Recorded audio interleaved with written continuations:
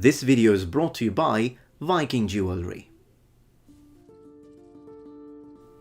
If you're anything like me, you very much enjoy shows that, even though they are fiction, they still have a somewhat of a historical basis. Whether it be the ancient Romans and their legions or medieval knights in shining armor, historical fiction brings in a whole level of immersion because these people really existed, and whether it be the archaeological findings, armor and weapons in museums, castles and buildings, the cities, it really helps the suspension of disbelief because it creates a sort of connection to the characters on the screen.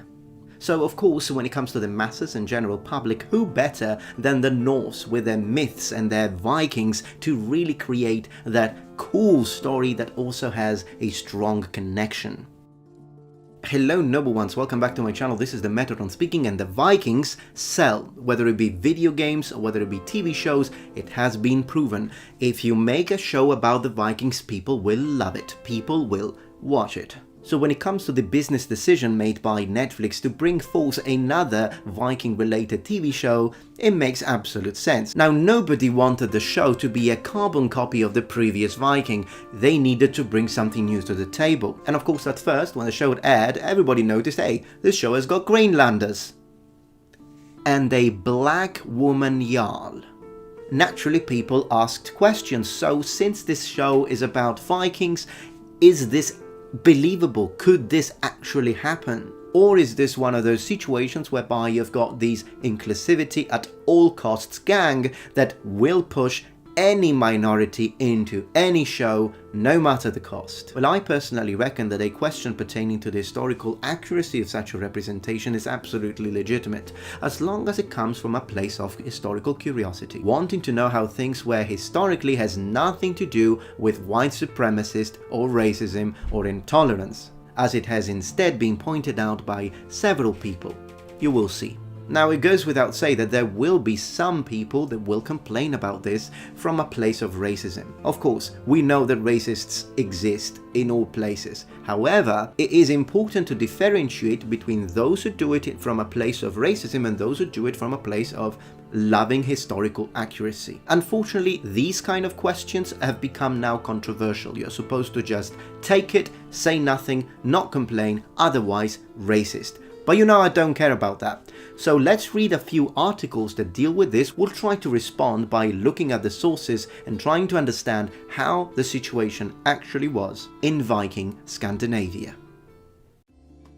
Now, before jumping into the actual articles, I'd like to take a moment to mention the sponsor that made this video possible, Viking Jewelry. As you know, me and the guys at Viking Jewelry have been collaborating for quite a few years now. I own several of their bronze and silver rings. I really like them, and I love their t-shirt line to death based on Norse mythology. I think is absolutely breathtaking, and they've got some new stuff. They now offer a whole new collection, and you can see, for example, these wooden watches that look absolutely, they look so cool. And I can speak of the quality of the products that Viking Jewelry provide because their stuff is handmade by artisans in Italy, France and Spain. And for the more passionate, they also have historical replicas made in Spain. If you've been thinking of getting something from them, then now is the time, because for the next 48 hours, if you use the special code RAF25, you will get a 25% discount from their first line, and you can use the code RAF10 for a 10% discount from the entire store. So what are you waiting for?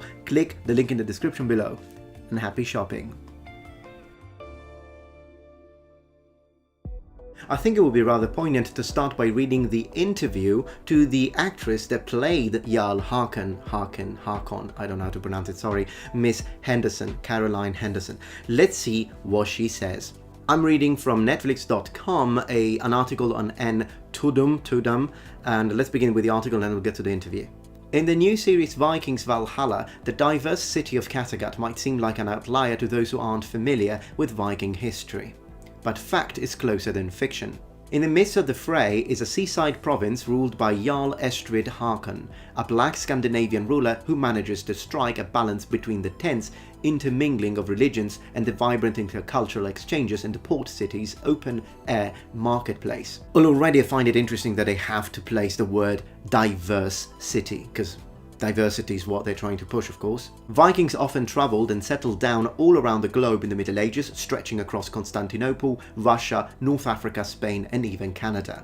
It is very true that the Vikings traveled a lot, and it's absolutely true that the Norse were exceptional seafarers, but this still doesn't sort of, prove the point that it would be historically plausible and believable to have a black ruler. But let's continue. While other characters are based on real people, Estrid Haken is an invented character whose Viking grandfather met her royal African grandmother while in the great trading city of Alexandria, Egypt. They fell in love and returned to Kattegat, eventually passing on ruling duties to her. Okay, so this is the first part that I already find a little strange with this article. What they're basically telling us that the character is entirely fictional, but plausible historically because the Vikings traveled a lot. So they're saying we didn't base it on any specifically historically accurate character, so that already kind of answers the question that it probably didn't happen. But they're telling us it could happen because the Vikings traveled a lot. Here is my first point. If you really wanted to create a completely fictional but yet, possible character, why did you give this character a historical name?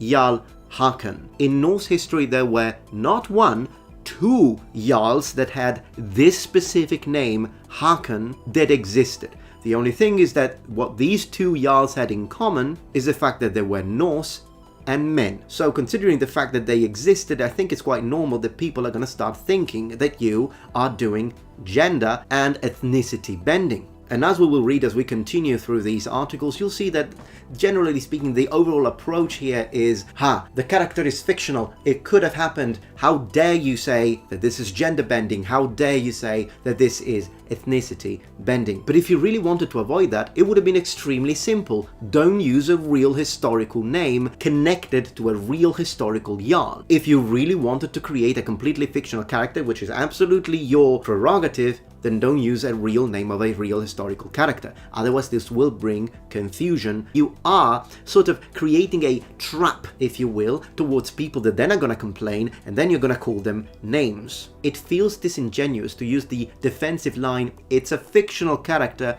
and then use a real historical name. Actress Henderson says, I can really relate to Jalhacan, singer-actor Caroline Henderson, who channeled her own multicultural heritage in playing the royal leader, tells Tudham.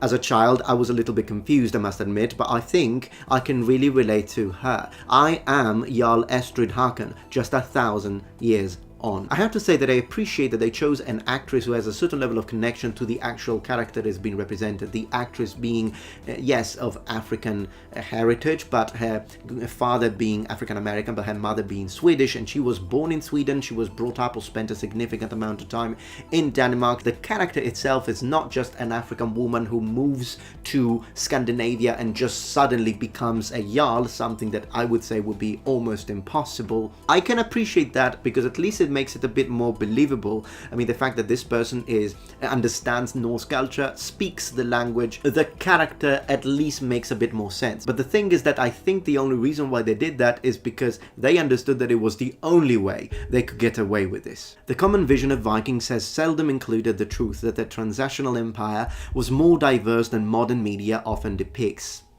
Empire? The Vikings were not a necessarily homogeneous, full white group of people. They were multicultural and multiracial, says series creator Jeb Stewart. Okay, Stewart. It's true that there was a certain level of diversity among the Vikings from two articles from academic sources that help us understand this. Still, we need to be very careful, because this does not mean that the Vikings were not a Scandinavian people. Because the way they're pushing it is, oh, the Norse were not white, the Norse were not Scandinavians. They were a little bit of everything. So basically they're trying to push this idea they were as much black as they were white, which is not true. Yes, there was a certain level of multi-ethnic intermingling, and there would have been a certain level of minorities that would have lived among the Norse in Scandinavia. Even if you think about all the different slaves that they brought back, including a lot of Irish, I'd like to underline. But that doesn't mean that now you can just take what's literally Scandinavian, it's their history, it's their culture, and say, no, it's not. We actually know through science that Vikings were really travelers, and of course they mixed cultures and babies and knowledge and foods and slaves, says Henderson. Since the Vikings didn't have a written language, what about the runic alphabet? Am I missing something? or many depictions that weren't made by folks they defeated, we have little knowledge of what they looked like. But it's so dishonest and disingenuous to say things such as, oh well, there weren't many representations, they didn't write anything, and we don't really know what they looked like, so this is absolutely plausible because who knows, maybe they all look black. That is so intellectually dishonest because we know what they looked like. I mean, what about the Normans, for crying out loud? We know what they looked like. There are a million representations of what they looked like. But I think one thing that typified the Viking expansion was their ability to adapt when they settled outside of Scandinavia. Again, I see no connection. They're bringing forward this idea, oh yes, the Norse went to Sicily and the Norse went to Anglo-Saxon England. They visited so many countries, so they are not white. They were not this little isolated colony up north, Henderson says. I don't think anyone has ever considered the Norse, or the Vikings like you say, to be just a little isolated colony. Never heard that in my life. They travelled all over the world. There might have been a black Jalhacan, a Russian Jalhacan, a somebody from Asia, or a Native American. A Native American Jarl in Scandinavia. Okay, I think the problem here that I see, and again, no disrespect for Miss Henderson, excellent actress, it seems to me that the approach here is the fact that if something, such as a Native American Jarl, has any number, any statistical number that is higher than 0%, then it's absolutely fine to show it as something that absolutely happened. I don't know what the mathematical odds are of a Native American Jarl in Viking Scandinavia, but it would significantly surprise me if they're higher than 2%. The whole defense system that I see here being put forward towards this idea of a black Jarl or a Native American Jarl doesn't really seem to be coming from a natural place of historical curiosity. Here, Henderson talks about how her own multicultural upbringing helped her reign supreme on Vikings Valhalla as the valiant, regal Jarl Haken. Who is your character based on, and was she a real person? My character Jalhacan is a completely fictional character. She was not a real-life historical person, but that being said, she's probably inspired by one. Miss Henderson, get no disrespect, but that's not how you do history. Probably doesn't work like that. You need to have solid evidence to say that it was inspired by a real historical character. The writers have done such a great, fascinating job creating her, and I think she must be inspired and based on historical characters. I think Vikings are fascinating from a woman's perspective, the way I see it, since it was 1,000 years ago, women were so fierce and so strong and independent. We could marry, we could divorce, we could become shield maidens. On the shield maidens I'll have to make a dedicated video. We could go to war, we could raid, we could do all this stuff, and then stuff happened. What I'd like to point out, because it doesn't seem to be pointed out here, that this is not a very realistic representation of what living in the Viking Age would have felt like. I mean, going to a raiding is a horrible thing to do.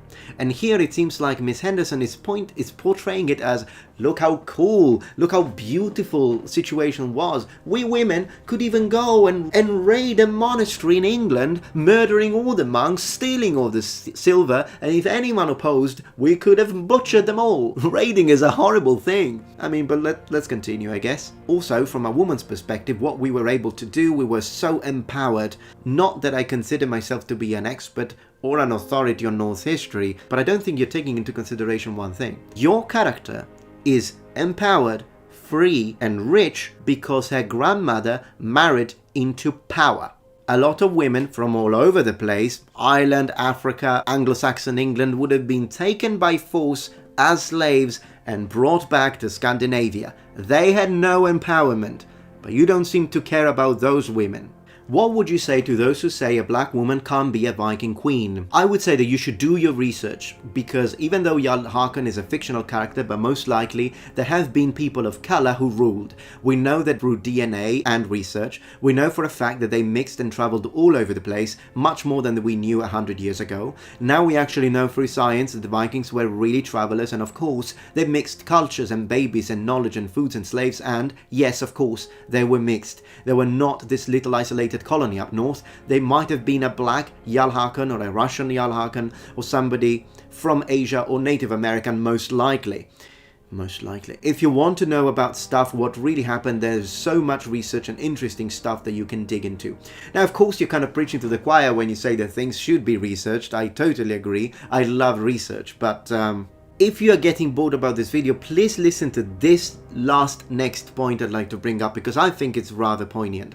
The point that I'm seeing so far is simply because they traveled a lot, they had some slaves, and there were marriages between different ethnicities, so there were people that were half. That is enough to be able to say, Scandinavian? No. They were as much black as they were white.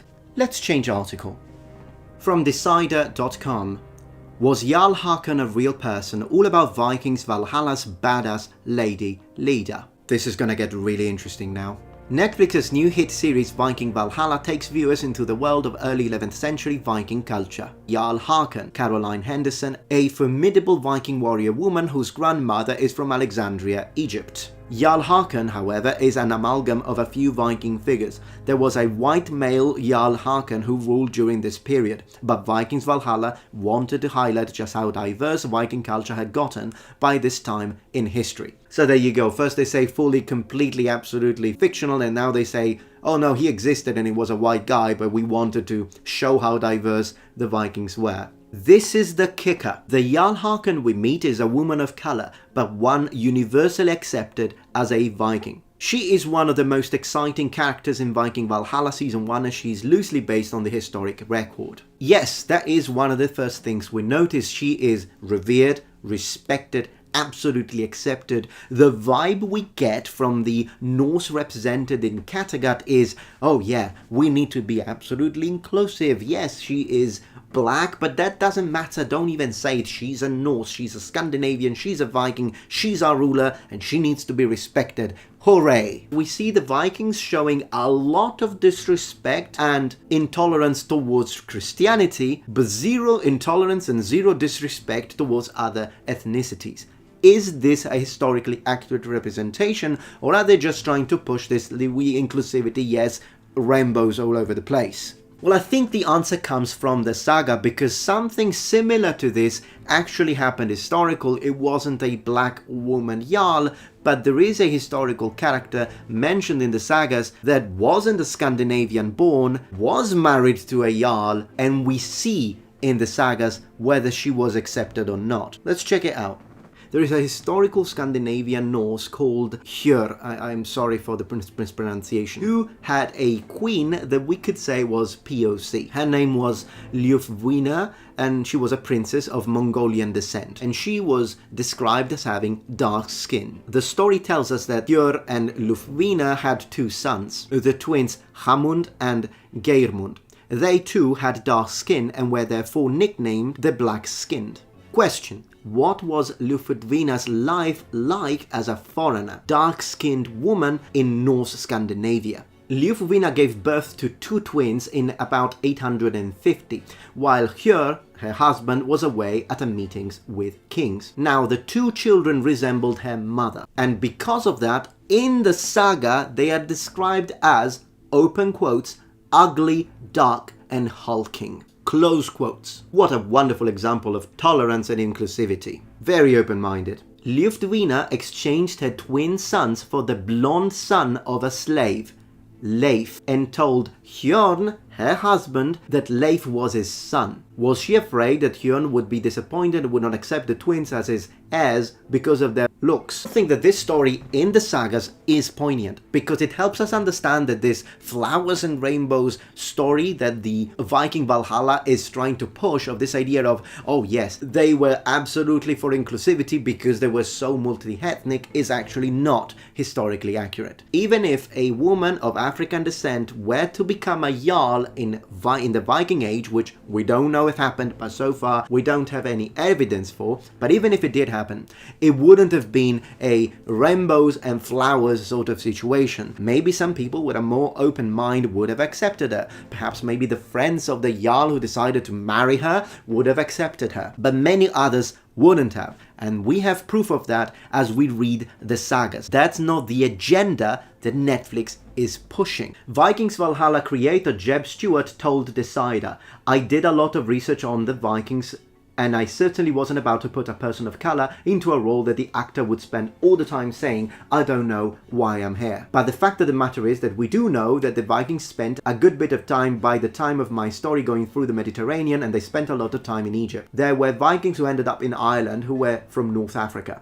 There were sub-Saharan Vikings who had come up and had married Vikings or had been brought into it. You want to know how this sounds to me? This is not a situation whereby people who are really interested in history are going to look into it and be like, hey, actually the Vikings is a little more extra variety than what I thought, so hey, let's try and show things for what they were. This is not about educating people. And if you are part of any of these minorities that you see that Netflix shows are starting to push now, make no mistake, these big corporations are not your friend. The only reason why they are trying to push everything now, African, Asian, transgender, gay, lesbian, everything is gonna be pushed forward, is not because they care about what you stand for. It's not because they care about what you represent or what you've gone through or the difficult times that you've been through. They just want your money. The moment it starts becoming less economically viable to start pushing these minorities everywhere, they will stop. Because if they really cared for African people, they would do what I did.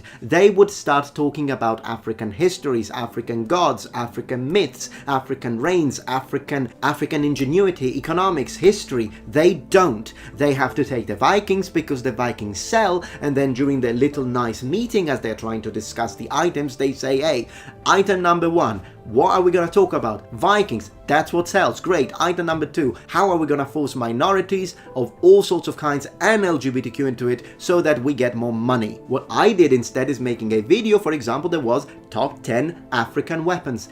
I showed to 113,000 people the smithing ability and crafting ingenuity of African smiths making their own special kind of weapons and swords that nobody talks about because the internet is all about Japanese katana and European sword. Nobody even knows about the amazing swords and weapons and craftsmanship that happened in Africa. I spoke about that, and yet I get told that I hate black people. Not too long ago, I made a video asking the question, were the ancient Egyptians black? I want to mention that video very briefly to show you the sort of double standards that our society has in place right now. Netflix is talking about the Scandinavians, and they're using the fact that yes, the Scandinavians weren't 100% Scandinavian, but there were some other minorities living among them, also as a result of their travels, and interracial marriages happened. They are using that to say the Scandinavians were multi-ethnic, the Scandinavians were multicultural. You cannot say the Scandinavians were a white civilization. On my video on ancient Egypt, I did a similar thing. I said that they were a very multi-ethnic and multicultural civilization due to the fact that they were living in, the coastal region to the Mediterranean Sea, a perfect connection between Eurasia and Africa. I did say that yes, some Egyptians would have been black, but the percentage of these Egyptians being black would differ depending on what era you're talking about and depending on what region of Egypt you're talking about, with the southern regions having a much higher percentage of black people compared to the northern regions. I demonstrated this with actual sources, specifically talking about the fact that some of the Egyptian towns had up to a 30% Greek population among them, and yet I was told, how dare you say that the ancient Egyptian civilization wasn't black. This is not your history. How dare you say that? Similarly, they create a completely fictional character of a black woman ruling as a Jarl based on what? A very small probable percentage that maybe that could have happened without any historical character to base it on and tell us, go do your research if we have a problem with it. And yet on my video, when I pointed out that Cleopatra was Greek, she belonged to the Ptolemaic kingdom, which was Greek and ruled over Egypt for over 300 years, and it was Mediterranean. They tell me to shut up. How dare I? Do you see the double standard here? My statements are based on evidence, and they are refuted on the base that I'm light-skinned, I'm white, so I'm definitely a liar. It's not my history, so I shouldn't talk about it. What I'd like to point out, as a human being, yes, it is my history as well, because we are all humans. What Netflix did is based on probabilistic guesswork, and we cannot say anything. Can you see? And mind you, I'd like to underline, when I say they, I don't mean black people. This isn't a white versus black. This is a white and black versus people with specific political agendas that are ready to bend the truth. And I just know that there are so many black people that are getting annoyed with this. Like, stop pretending to care. If you really cared about black people, talk about black civilizations. If the Martians become more popular, start selling, let me tell you, the Martians will be black, not green anymore. That is insulting towards black people. It makes it sound as if actual black history, heroes and gods, myths and legends aren't worth of the space on the screen. If I were black, that would offend me.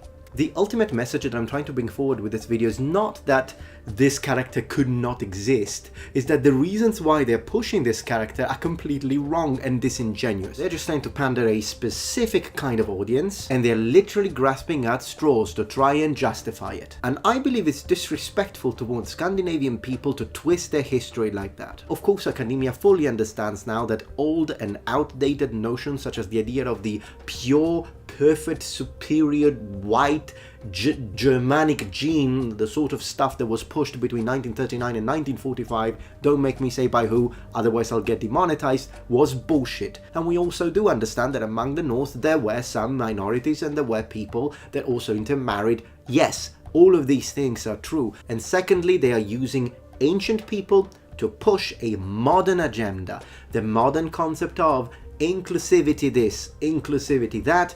Let's copy-paste it onto the ancients and say that that's how they did it.